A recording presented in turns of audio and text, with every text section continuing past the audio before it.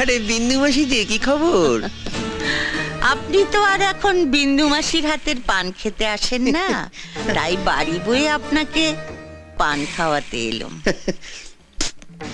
সম্পর্কটা এখানেই শেষ করে দিলেন সামন্ত মশাই? এ তুমি কি বলছো মাসি? তোমার সঙ্গে আমার সম্পর্ক কি আজকের? আমি আগে যেমন তোমায় ভালোবাসতাম এখনো তেমনিই ভালোবাসি।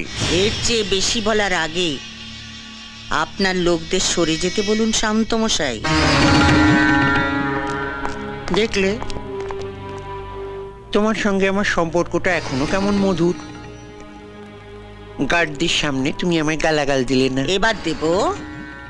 আমি জীবনে অনেক হারামি দেখেছি, কিন্তু আপনার মতো এক পিসও দেখিনি। এই যে সাদা ধুতি পাঞ্জাবি পরে মন্ত্রী হয়ে হিল্লি দিল্লি ঘুরে বেড়াচ্ছেন, কার জন্যে? আমার জন্যে, এই বিন্দুবাসীর জন্যে।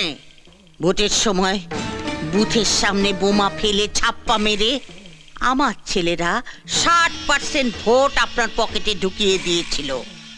তারপর আপনি জিতেছিলেন, তারপর আপনি মন্ত্রী হয়েছেন। আমি কি সে কথা একবারও অস্বীকার করেছি মাসি? চুপ হারামজাদা, আগে আমাকে শেষ করতে দে। আমাকে কথা দিয়েও টিকিটটা বাবলু কোলেকে পাইয়ে দিলি। বাবলু আর বড় কাছে মই লাগিয়েছিল।